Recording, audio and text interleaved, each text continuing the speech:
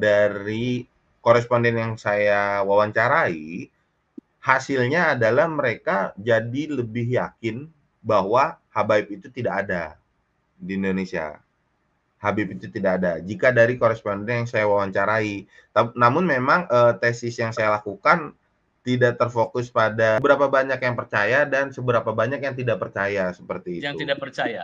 Iya.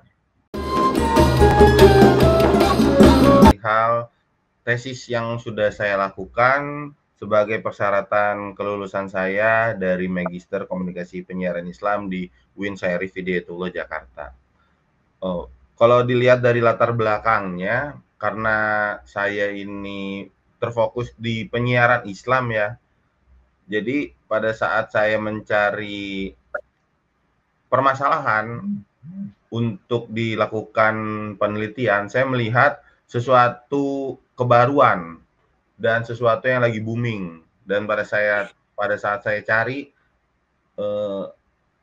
isu nasab ini salah satu yang sedang hangat-hangatnya diperbincangkan dan menjadi polemik di masyarakat, seperti itu. Lalu saya cari sumbernya dan ternyata, dakwah yang paling menonjol yaitu dilakukan oleh Kiai Imad terkait, eee, isu nasab Ba'alawi ini, seperti itu. Lalu saya melihat ada permasalahan di dakwah tersebut. Dan akhirnya saya melakukan penelitian terhadap dakwah tersebut menggunakan teori dari guru saya, yaitu Profesor Andi Faisal Bakti tentang komunikasi Islam, seperti itu. Dan memang saya lihat, dakwah beliau ini yang terkait nasab Ba'alawi ini masih membutuhkan penelitian lebih dalam ya. Namun memang di masyarakat ini sudah menjadi isu yang sangat hangat dan menimbulkan dua kubu yang saling berlawanan, seperti itu. Jadi, alasannya memang yang paling mendasar itu karena kebaruan atau isu yang sedang hangat. Jadi saya melakukan penelitian tersebut, seperti itu.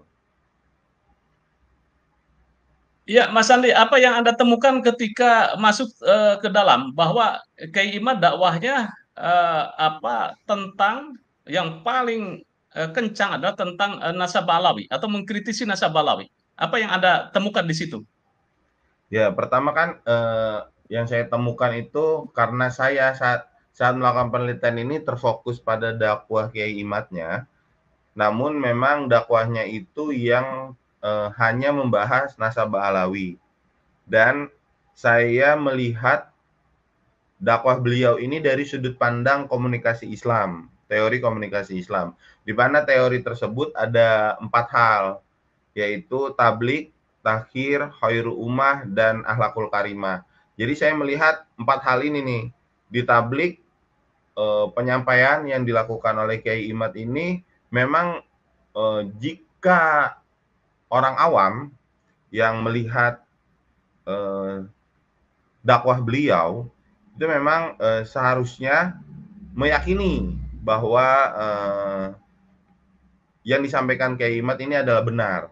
Namun karena saya adalah peneliti dan saya melihat dari sudut pandang yang lain, saya tidak terfokus dari isi dakwahnya, tapi saya terfokus pada penyampaian dakwahnya terhadap khalayak umum, seperti itu. Lalu, proses kedua yaitu konsep dari komunikasi Islami itu ditakhir, Pak, perubahan. Saya melihat pola perubahan dari mad'unya atau, eee, pendengar ceramahnya ini terjadi perubahan yang signifikan, yang tadinya percaya bahwa ada Habib di Indonesia, menjadi yakin bahwa Habib ini, suatu kesalahan, seperti itu, untuk nasabnya. Memang, Kiai Imad ini yang saya perhatikan dari dakwah beliau, memang beliau sebenarnya tidak terfokus terhadap, eee, gelarnya, Pak.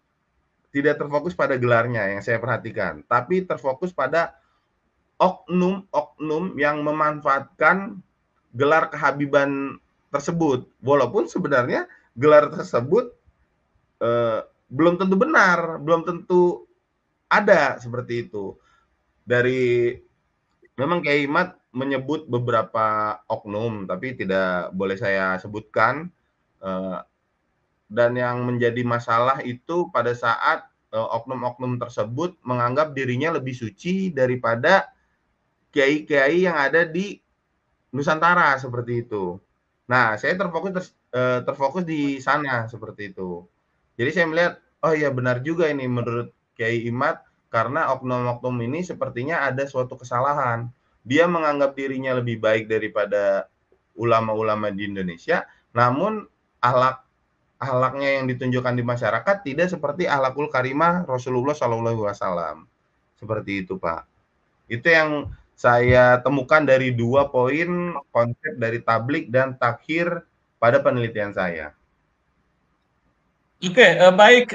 Jadi yang Anda temukan bahwa dari orang yang tadinya percaya bahwa Habib itu adalah zuriyah Nabi, kemudian setelah mendengar ceramah-ceramah atau dakwah Kiai Imad di YouTube itu, Anda menemukan bahwa banyak yang berbalik badan atau tidak Iya, lagi mempercayai bahwa Habaib itu adalah zuriyah Nabi atau benar, nasabnya tidak tersambung. Oke, benar. baik. Sebelum pertanyaan lebih lanjut, Mas Sandy, apa respondennya ini langsung narasumbernya langsung wawancara Kiai Imad, kemudian juga narasumber yang lain dan Ya, memang melakukan wawancara langsung dengan Kiai Imad. iya, saya melakukan wawancara langsung dengan Kiai Imad dengan pertanyaan kenapa Kiai Imad melakukan penelitian ini dan dampak apa yang sudah dirasakan oleh Kiai Imad. Lalu saya melakukan wawancara dengan santri Kiai Imad di Pompesnya, seperti itu melalui Zoom juga. Lalu saya karena ini saya melakukan penelitiannya di YouTube, jadi saya lebih banyak memperhatikan eh, traffic komentar-komentar di YouTube-nya seperti itu. Memang ada beberapa yang mendukung, tapi ada juga yang mencela Kiai Imad seperti itu. Karena kan terfokus penelitian saya ini di YouTube.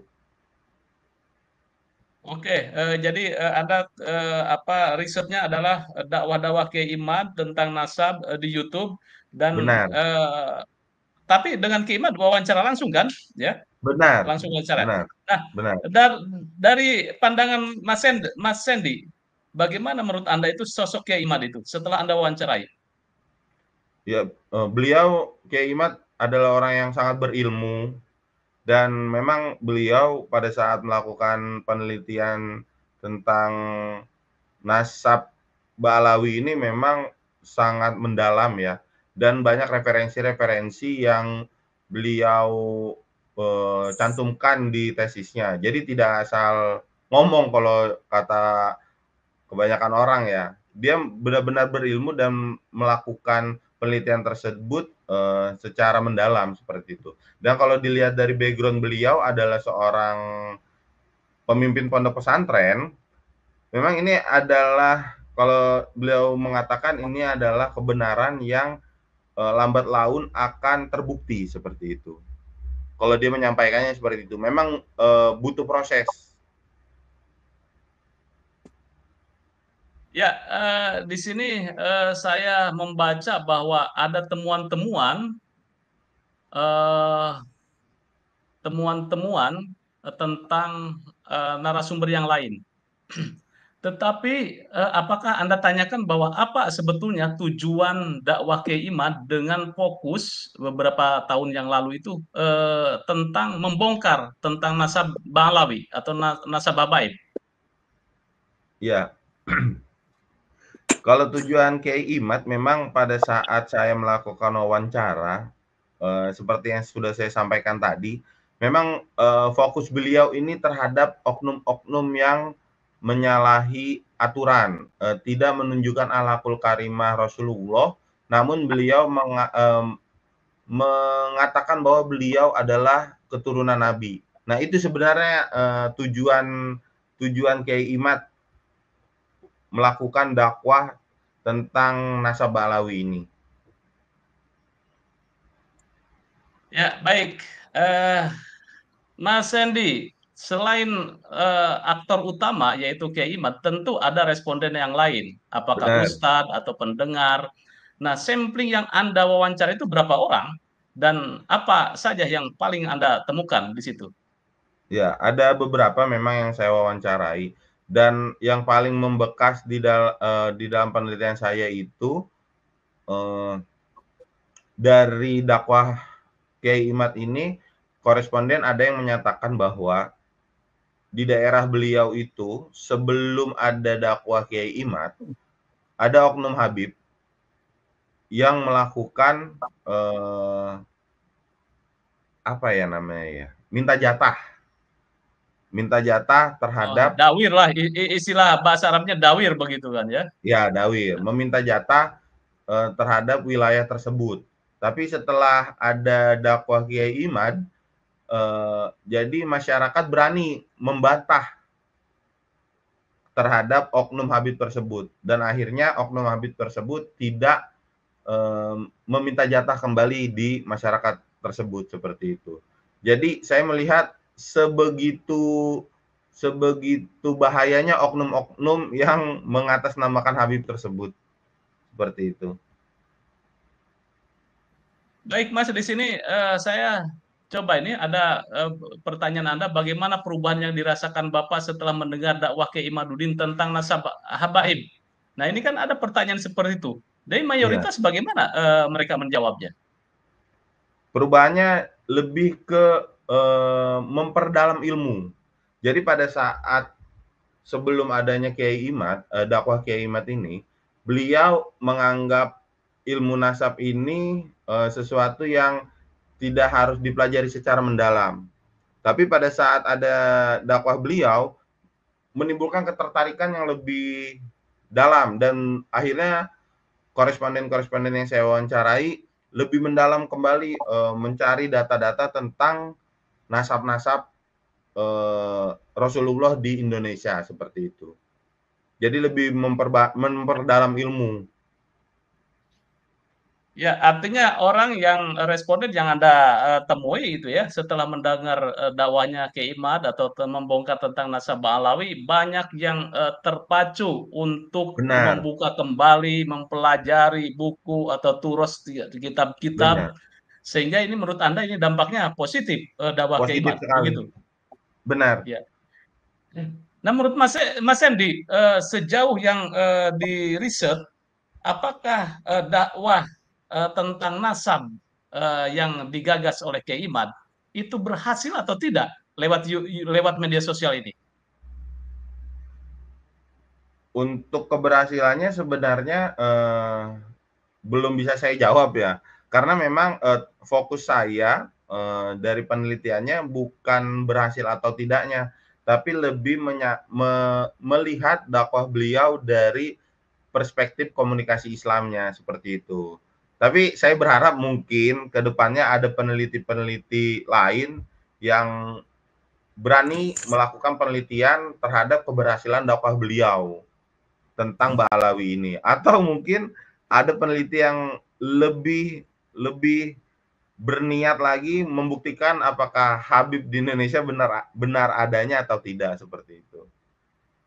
Ya baik, jadi Anda mencoba untuk lebih fokus terhadap tesis tesis Mas Sandy ini S2 Iya, di benar.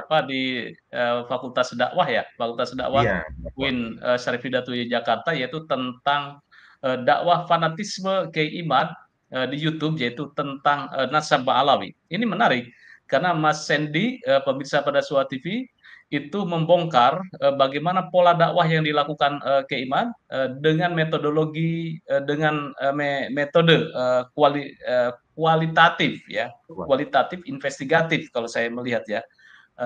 Nah di situ bahwa ada perubahan, tingkat perubahan ya, kalau saya